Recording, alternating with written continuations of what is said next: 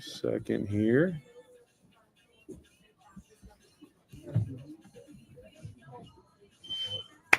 All right, we are live. Welcome into the Behind the Wall live show here at the Student Bookstore downtown on College Ave. Make sure you guys come down here. We got some new Penn State Wrestling National Champ merch. Today, we are joined with Penn State Baseball first baseman and outfielder, Cole Wagner. Appreciate you coming on, my man. What's up, man? Appreciate you having me on. No doubt, no doubt. We just had you on pretty recently, so I was like, we need to get him on again. Let people ask any questions they might have. And I was like, I personally felt like, I swear, you were the best athlete I've ever had on my channel from a standpoint of just real conversation that we had. I thoroughly enjoyed it, man. I'm not gonna lie. So we're gonna do some more of it today. I appreciate it. It sounds good. Yeah, I think that both of our stories kind of have a lot of similarities, so it's fun to talk about that and hear how they compared, especially with different sports and sort of the similarities and the differences between baseball and football. So it was crazy. We were sitting there because that was the first time we had really met, and we were talking during the video, the training table video that we did. And I was like, yo, this is crazy. I actually told my camera, I'm like, yo, pause it real quick. And we talked about how similar our stories was, because we had, and we'll get into it in a little bit, but we had retired in basically the same time. Because I think you originally had retired, what was that, July of 2023? Yeah, I retired in August of 2023. So yeah, it's dude, we got a lot in common. So we will definitely get into it. But you guys having a great season so far, man. Congrats, 16-7.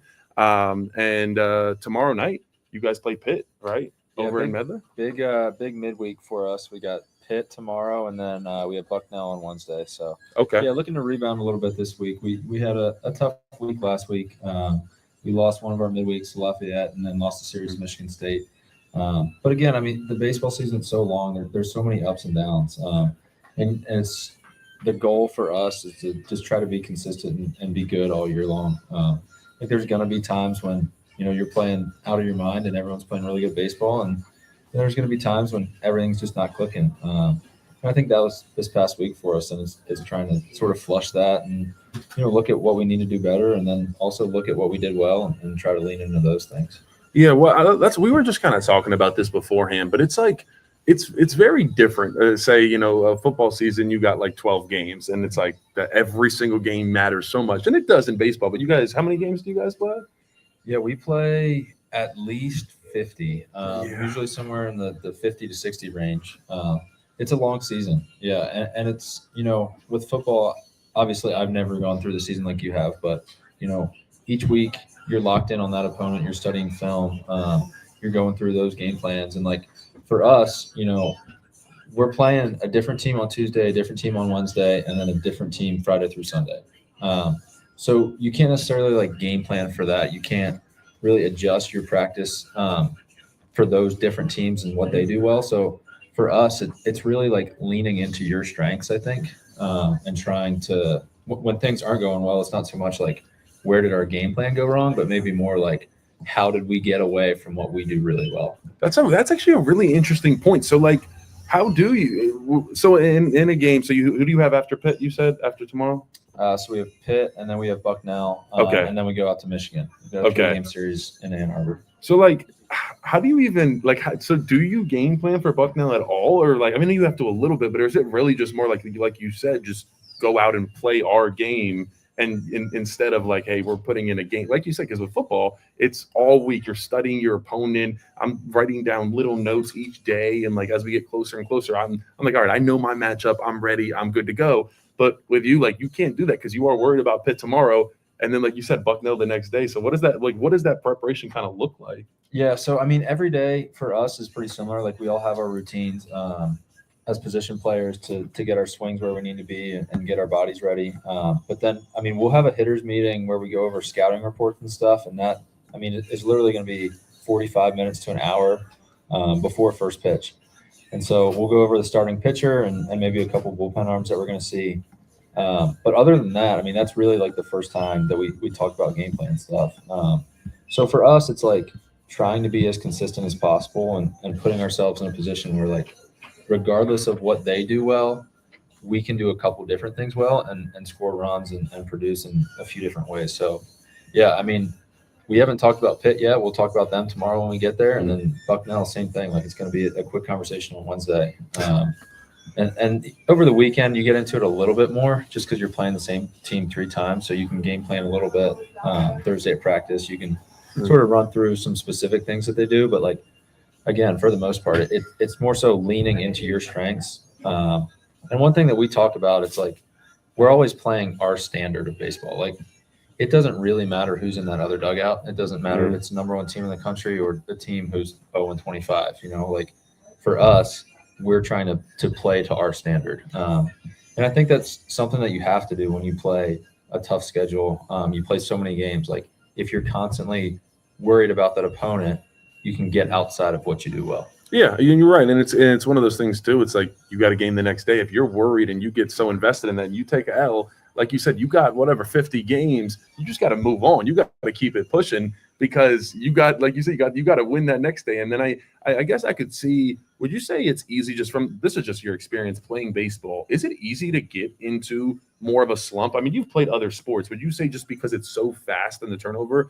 is it easier to kind of get into a slump more so than other sports? It just kind of just starts to pile. Yeah, 100%. I think that baseball is such a mental grind more than it is physically. I mean, you play a long season and the body gets beat up a little bit, but I think mentally it's tough.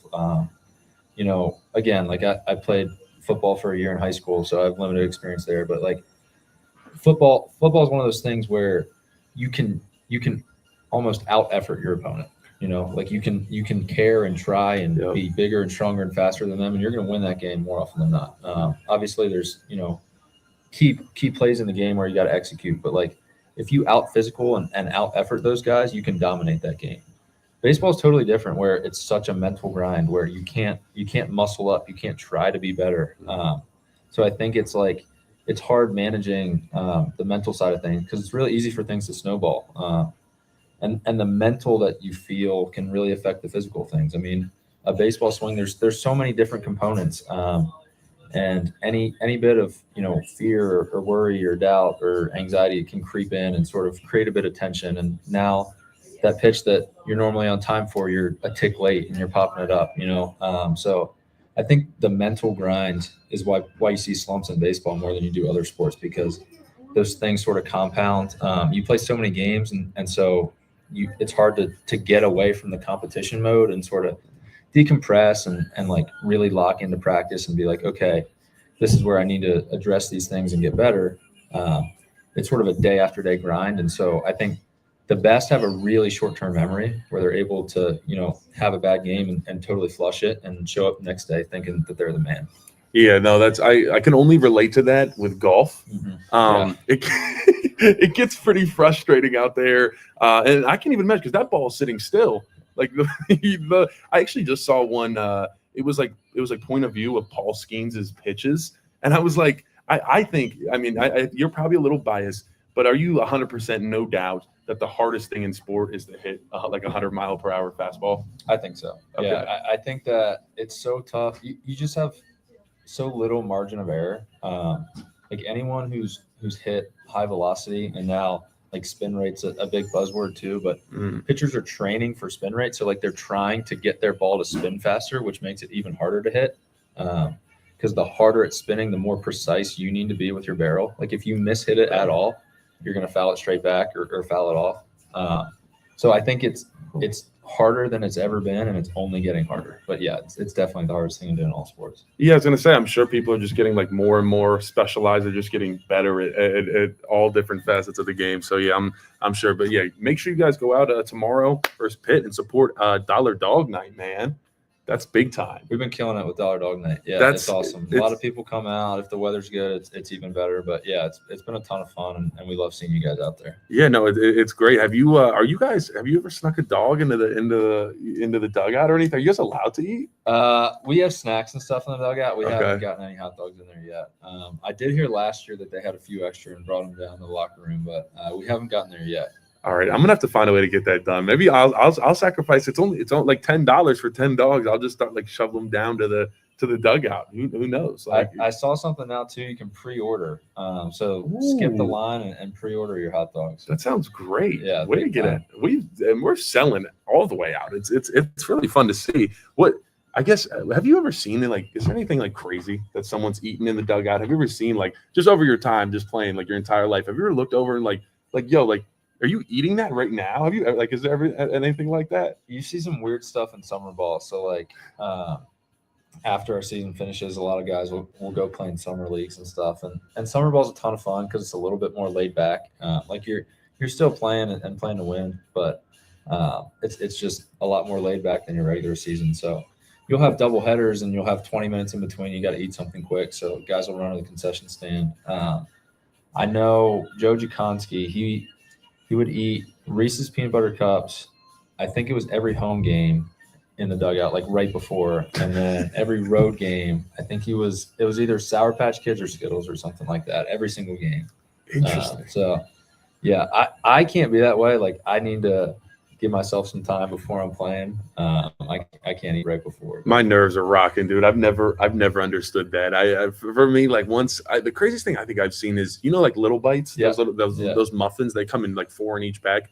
I saw, and he wasn't playing, but our starting center now, Nick Dawkins. We were at the Rose Bowl and we were both injured, and like it was halftime, and we're like, he's like, you want to see how many little bites you think I could eat?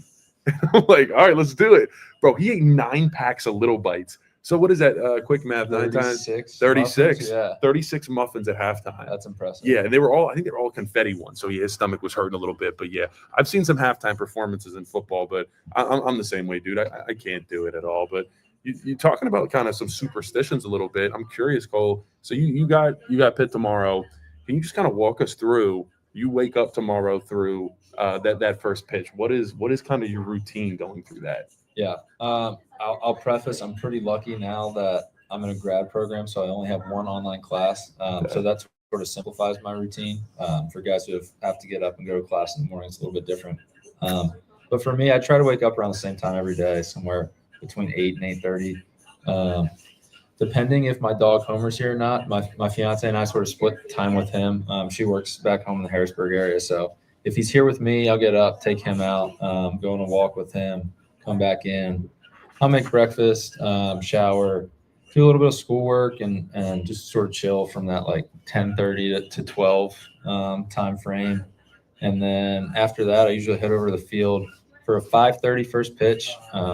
Usually get there around 1:30, have our pregame meal, and then we're out on the line stretching at like 2:15. 2:15 through 3:45-ish. We've got stretch and BP, so we'll take care of that. Then hang out for a little bit, and then go through our pregame meetings and get back out there, get loose, and then roll right into first pitch. Okay. Do you have any superstitions yourself? Like even if it's like little, just something you do even before the game or that morning, whatever, anything like that? I really don't have superstitions. I definitely have more of a routine that I try to do. Okay. Like I like to get in a little bit early and get some swings before I get going. But I wouldn't call it a superstition. I think that for me, it's just like making sure I'm prepared. So. That is what I was about to say. Some people say that superstitions is like that means you're not prepared. So that's what I've heard. You can sort of lean on that a little too much. Yeah. I don't necessarily prescribe to that mindset. I think whatever works for you is what you got to do. But yeah, I've just never been a superstitious guy. I respect that. I was only a little bit. It just kind of depended on the game for me. It was also, I think, home or away. It was a little different too.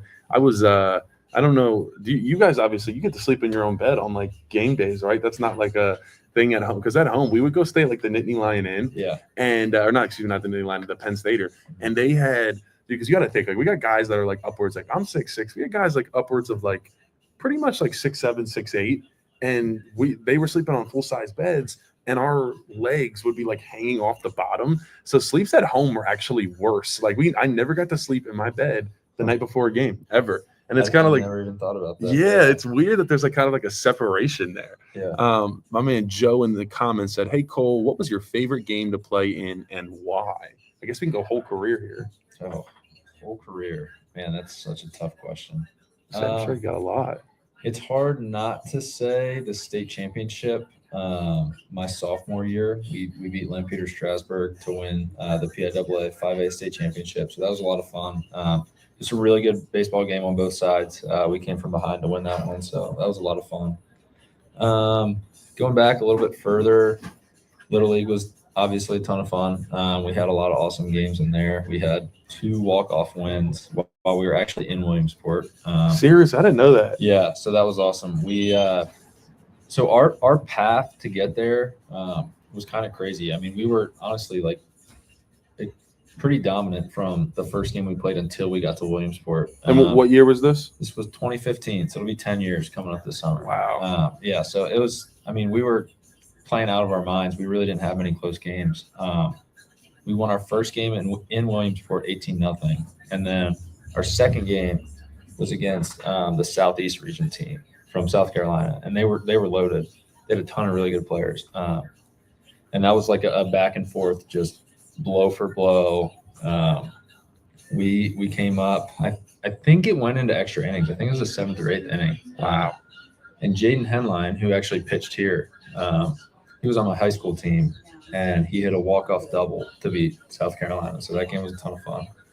And then we actually walked off in the United States Championship too. So wow, that was pretty awesome. Yeah, that's got to be crazy. So what? So we talked about winning the Little League World Series. So what was kind of those initial thoughts? I mean, what are you, 12? Yeah, you're 12. Yeah. Like, I mean, you're on ESPN. I actually mentioned this.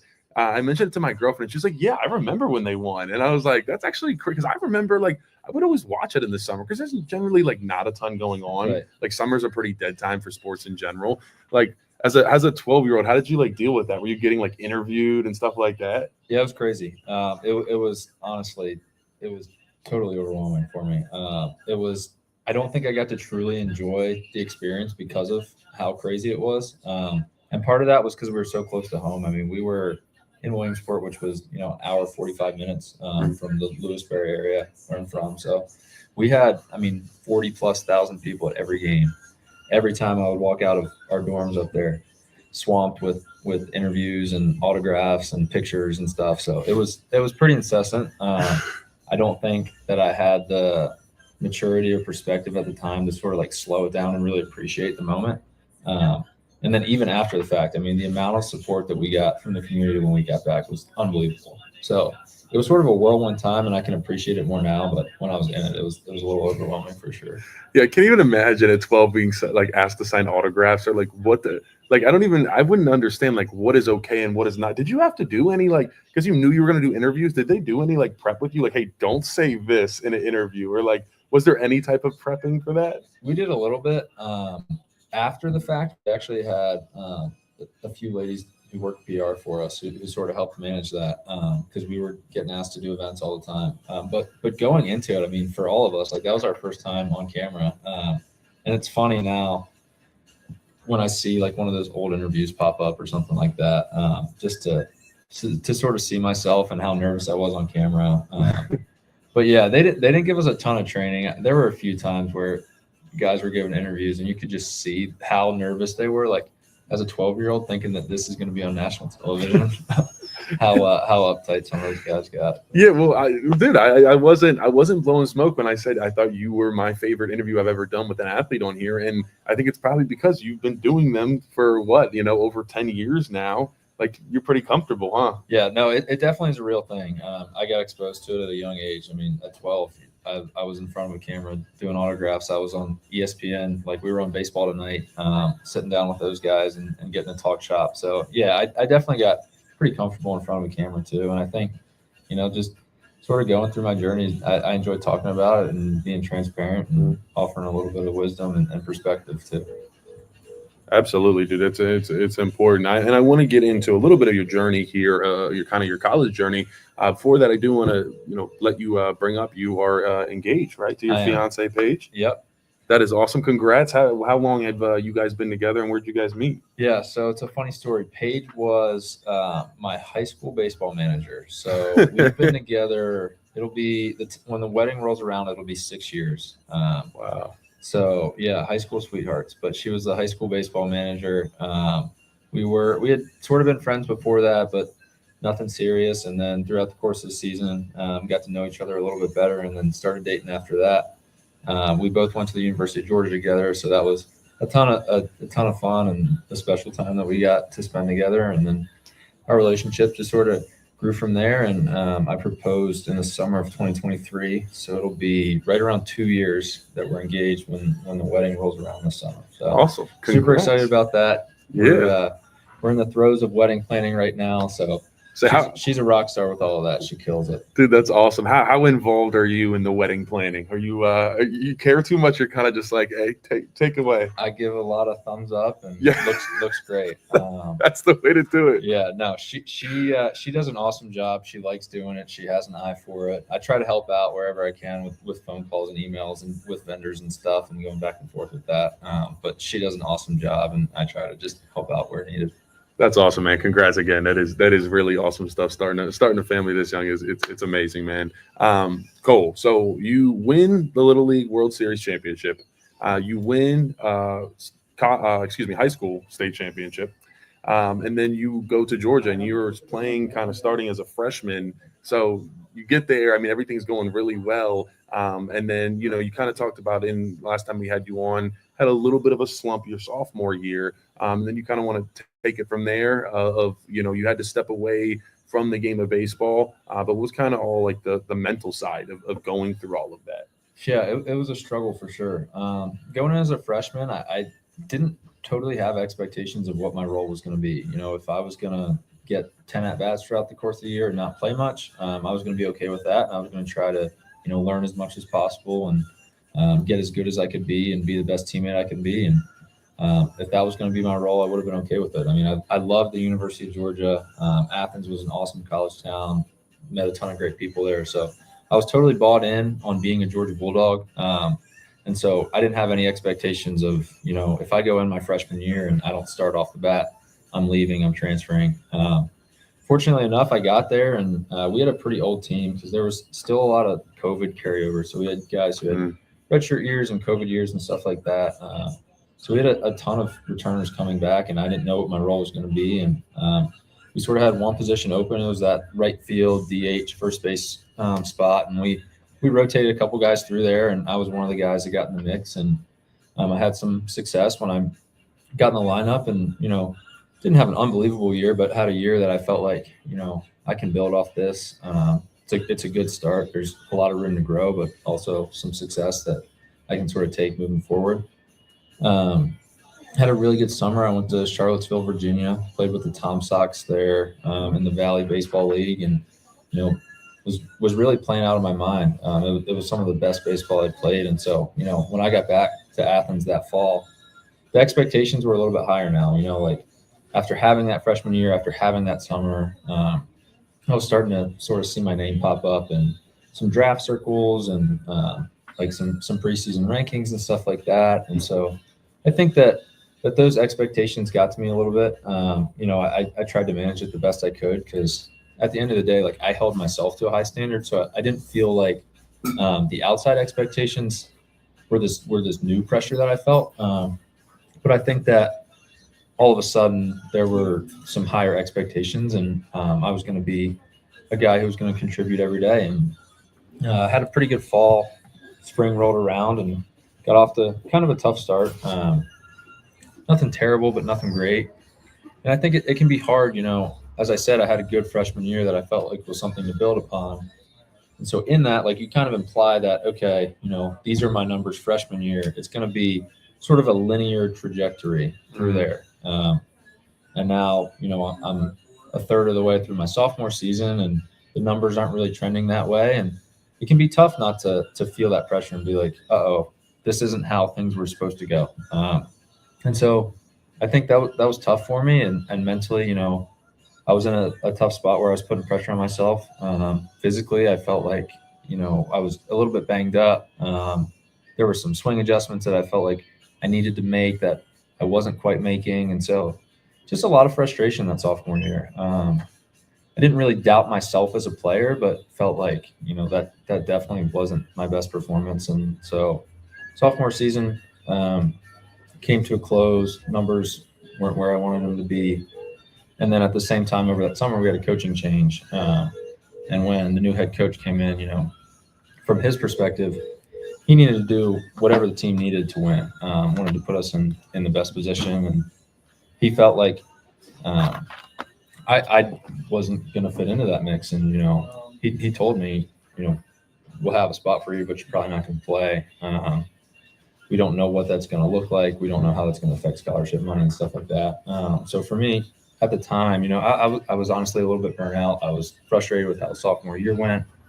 I saw the writing on the wall. And so I said, I think I'm at a point where I'm ready to walk away from the game. So that was a decision I made after that sophomore year. And definitely wasn't easy at the time. But it was also kind of liberating. And I think this is one thing that we talked about the last time we got together is once I walked away, then I was able to find who I was outside of baseball. And so coming back to Penn State, coming back to baseball in general, I think that I had a different perspective and, sort of clarity on who I was outside of baseball. And so it didn't feel like it was who I was. It was more so something that I did.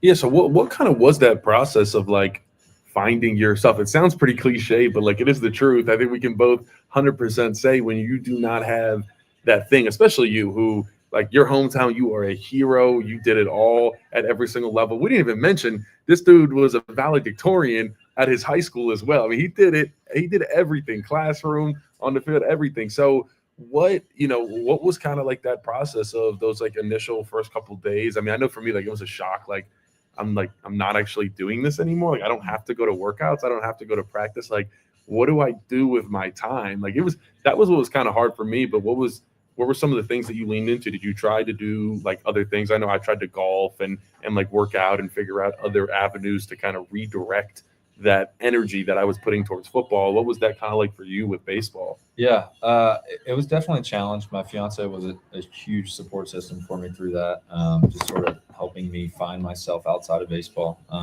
There were definitely times where I wasn't the most pleasant to be around, but she sort of helped support me and give me the guidance that I needed through that time.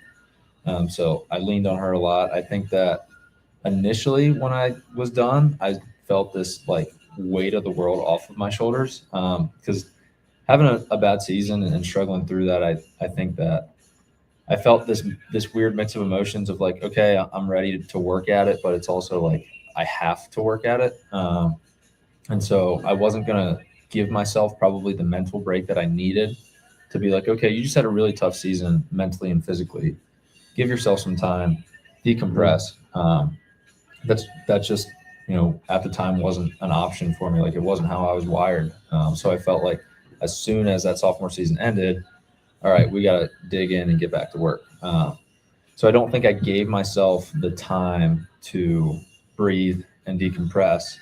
I just went straight nose to the grindstone. And then when I walked away from it, which was a little bit later that summer. So, I mean, up to that point, like I had been training, I'd been working out and everything. And then when I decided I wasn't going to play later that summer, I think I felt this breath of fresh air, like, okay, I can breathe a little bit. I can walk away from it. I can get that clarity that I needed. And I think because I had kept digging and digging and digging, I honestly didn't feel that clarity until, a year later when I decided that I was ready to play again. I guess it wasn't a year, it was a couple months or so. But yeah, I leaned into, my faith became really important to me, trying to find my identity outside of that. I started playing some pickleball, so that was a ton of fun. I still needed a competitive outlet, needed something to keep me busy. So my fiance and I would play pickleball a lot. Didn't really get into golf. A lot of people, my dad really wanted me to. He was sort of pushing that. He likes to golf, and so I think he wanted another golfing buddy. But I didn't really get into it. I'm sure at some point down the road I will. But dude, I've heard it's completely different. Like the whole swing, because when you swing, do your hips come before, or is it all in one? It's kind of one movement. The hips tend to lead the hands in the baseball swing, and then everything kind of comes through. I golf right-handed and I bat left-handed. Interesting. So for me, the challenge that I always found was like the baseball swing can kind of be like handsy and wristy in order to sort of like deliver the blow to the baseball. In a golf swing, it's all about keeping that club head square. And so for me, it's like when I'm left-handed, the wrists take over, and I just kind of hook everything. Whereas when I'm right-handed, I'm able to keep that club head a little bit square and stay through it a little better. So I'm by no means good, Interesting. and I'm still learning and trying to figure it out. But I've had a little bit more success right-handed than I have left-handed. Yeah, none of us are good, brother. That's one thing. None of us are good at golf. No. It really is crazy when you like, and I'm like obsessed with it now, and I put all my time into it, bro, and I still go out there, and that is, I think, the most frustrating sport out there. I really don't know if there's anything worse than that. I believe it. But Cole, so you were talking about kind of going through all of that, finding who Cole Wagner really was outside of baseball, and would you say you think that allowed you to come back and kind of play with more of a clear mind and just be more confident and just more and just understanding your ability, and then also is just kind of like the mindset of like we talked about this last time, if I get to do this, not I have to do this, not we got to lift. No, it's like I get to go lift, or we get to play a game today. Was all of that kind of like very different for you the second time around? Yeah, it's definitely been different. And I mean, I'll be honest, I've had some struggles through this season already, and those emotions and those feelings, they still pop up. You're never immune to it, regardless of your perspective. So, yeah, I have a lot more gratitude when I'm out there, and when I face those struggles, I think that I don't feel like it's a personal attack, like maybe I did before. Like I still get frustrated. I'm a competitor. I want to do well. I want to do whatever I can to help my team win. So when I'm not playing good baseball, like obviously that's frustrating. But I think in the past, when I would go through those struggles, it meant you're not playing good baseball. You're a baseball player. Therefore, that's personal. Like you're a bad person because you're not playing good baseball. Whereas now it's like, you know what, you're struggling. Like you're not playing at your best, and that's part of it. So yeah, I think the gratitude, the perspective that I have is totally different now. It's still something that I'm working through and always going to be working through. But yeah, every time I step out on that field, like I'm just super grateful for the opportunity. Yeah, no, it's cool to be able to have a different perspective because no one else kind of has that perspective that you have now in any locker room, really. Now, coming down to choosing Penn State, what was that like? What was the problem? Was it like, no doubt, I'm going basically home, about an hour and a half, a little over an hour and a half away from Penn State? So was that like no brainer? That's where I'm going, or did you kind of like look around and what kind of sold you in the end of Penn State? Yeah, when I entered the transfer portal, I was never 100% on Penn State. I think when I thought about coming back to the game, the first uniform I saw myself in was a Penn State uniform. Grew up a Penn State fan, so obviously there was sort of an emotional connection there, and wanted to be close to home. I knew that wherever I ended up, I did want to be closer to home. Just with my fiance, not necessarily knowing what that was going to look like with her and work and sort of that next stage of life.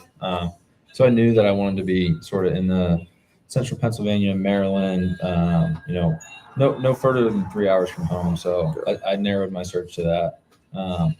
But yeah, I mean, really the first school that I heavily considered was Penn State. I felt like they were in a good spot from a culture standpoint. I had some friends who were here at the time and heard nothing but good things about Coach Gambino.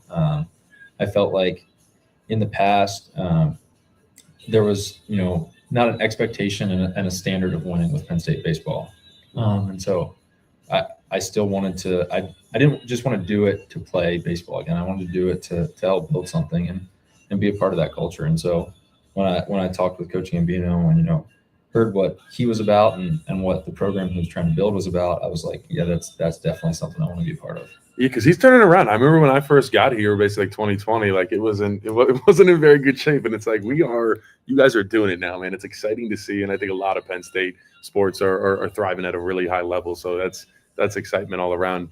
And you had mentioned, I mean, there's a bunch of guys on the squad that have transferred, especially from SEC, right? Yeah, you guys have like 4, right? So Paxton Klang was at LSU. Joe Jakonski and Jesse, his brother, were both at UNC. Will Andrews and Skip Shinoski were both at Wake Forest. So there's a handful of Power 4 guys that we have. So yeah, it's definitely, things are sort of trending where it's a place that good baseball players consider. I think in the past it sort of was an afterthought, and people didn't really consider Penn State as an option if you wanted to play really competitive baseball. And I think now it's like this is where good players in the state of Pennsylvania come to play. You're absolutely right. And you guys got Penn State their first win over SEC opponent, and it was a long time. It was like 10 years, right? Something like that. Something like that. It might have been a even while. longer earlier Yeah. this season. So now you guys are absolutely killing, man. It's really it's fun to watch, and I'm excited to continue to watch it. So that'll be great. Cole, while we finish up here, I got to ask you a couple personal Penn State questions, I guess, if you've been around. So wait, let me preface this. Did you come to campus at all? Like growing up as a kid, were you ever up here at all? I would come to football games a good bit. Yeah. Okay. I got you. That's what's up. Were you able to get to any this past fall?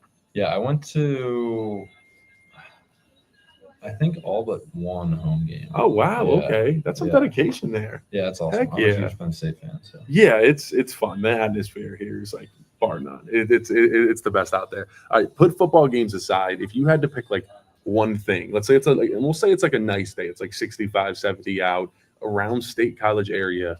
Where would you say, like, what are you doing? It can be with Paige, your fiance, like whatever you think, and you're like, oh yeah, I'm gonna go do that. Like, I don't know. I think like we got like the Arboretum. We got some nice places around here, even though we're in the middle of nowhere. Right. You're kind of used to that living in like Central PA. Yeah, no, I'm totally used to it. I'm a pretty simple guy. I'm definitely, Paige and I are going to take our dog Homer for a walk. Doesn't matter where it is, just get outside and run around with him for a little while. The creamery is definitely in that day.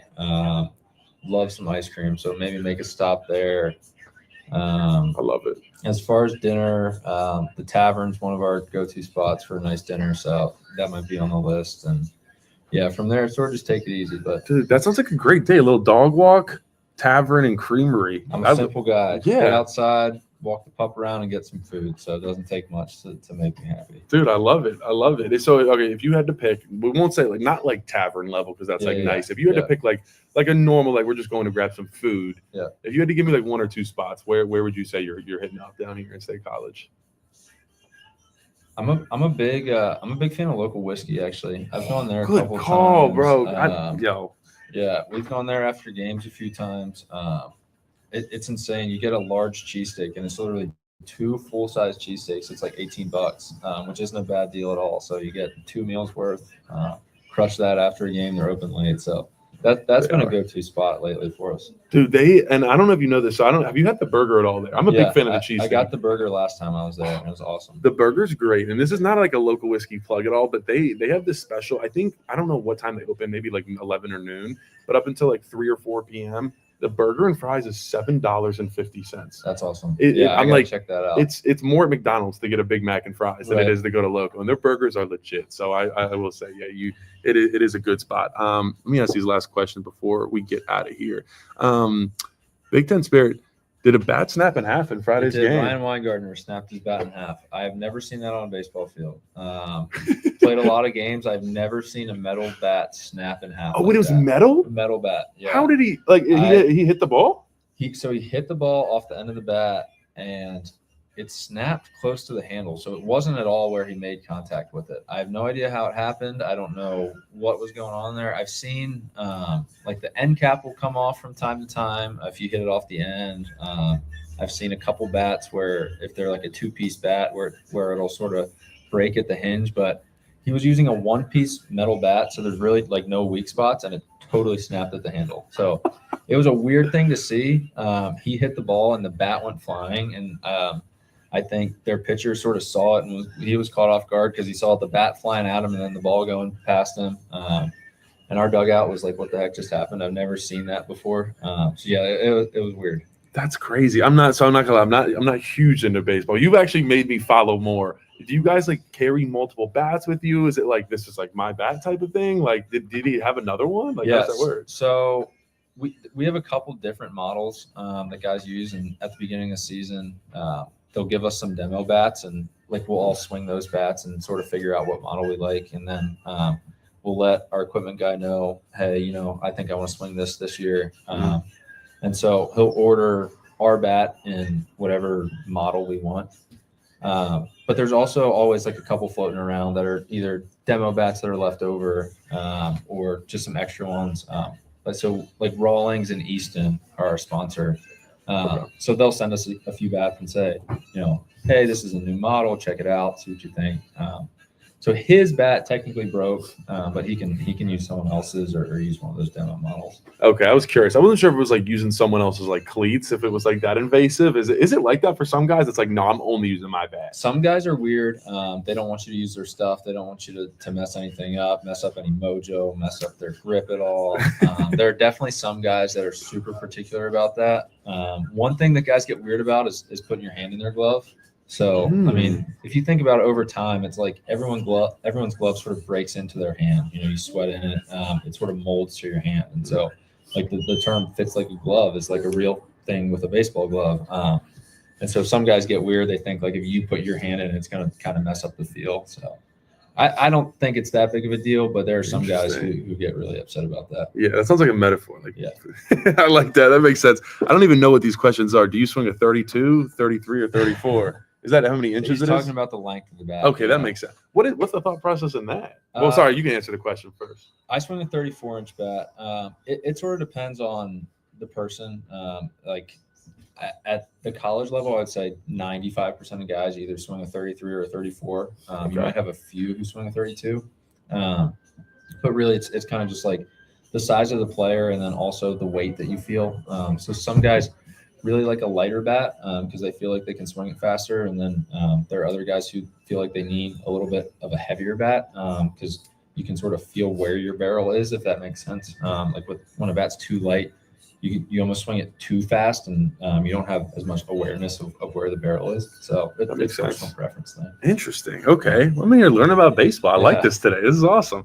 Awesome. Well, Cole, dude, I appreciate you stopping in. Thank you so much. I think that's everything. We got about 40 minutes out of you. This is awesome. And I'm sure at some point we'll see you on the channel again, dude, because you've been awesome. So thank you. Well, I love coming on. I appreciate you having me. So we'll definitely have to do this again. No doubt. We talked in the last video about maybe if I'm doing I got something in the works. I think I got it approved where I'm going to be doing like I'm going to call it like Game On, where I go to like a different Penn State sport. Absolutely. So yeah, we're definitely hitting up baseball soon for sure. So we'll do something soon. You'll be my first text, man. All right, sounds good. Awesome, Cole. Right, thank you so much for coming on, man. I appreciate it.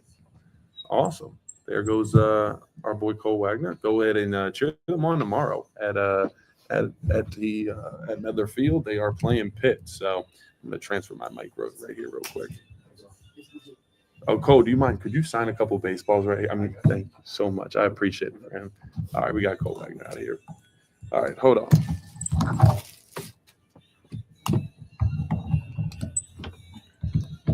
I got a lot bigger head than Cole, I'm not gonna lie. I wore like a double XL helmet, so to be expected.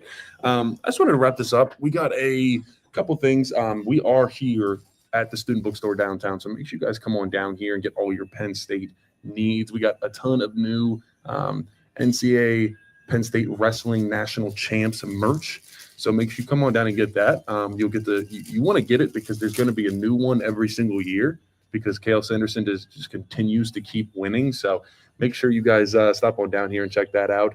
A couple of things we do. Penn State football spring ball just starts tomorrow. So that's going to be pretty big. That is 15 just gruesome padded practices, which is really rough after like a 6-month-long season of just fully just taking your body. It's a toll, and then they make you put the pads back on for 5 weeks. So that starts tomorrow. So it's fun. You get to see a lot of the young guys and kind of what you are going to get out of them, and then obviously that will all culminate in the spring game that is, well, I should probably know, last week in April. I think it's like April 26th, something like that. And we will be here. And I'm thankful that we still have a spring game, I'll be honest, because a lot of places are canceling their spring game. So big props to Coach Franklin, Pat Kraft, and all them, because they definitely could cancel it because of just everything that's happening and guys playing so late into the season. But Coach Franklin actually came out and said he thought, how important he thought that was to the community. Especially, we were just talking with Cole about being in Central PA. There's not a lot of money around here. So when there's a big weekend like that, like Blue White weekend, and it just injects money into the hotels, the food, the town, just the town in general, I think it's super, super important. So excited for that and everything that's going to come with that.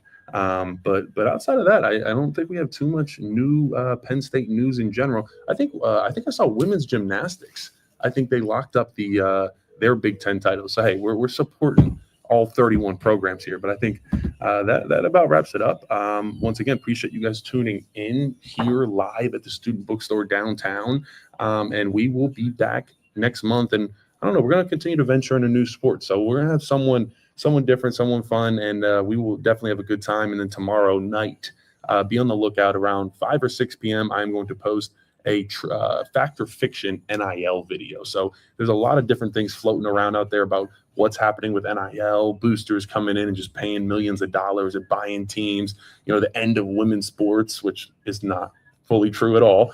We got a lot of good stuff. So we will see that video tomorrow night. And then we will also have a Letterman's Cigar with Letterman episode coming shortly. We're filming that tomorrow as well. So, shout out the fencers who competed in their championships over the weekend. That's right. I did see that. Big Ten spirit. I appreciate it. You are truly a Penn State fan through and through. So we got all that coming up pretty soon here. So expect a lot of content coming at you guys. I appreciate you guys tuning into this. Please like, comment, subscribe.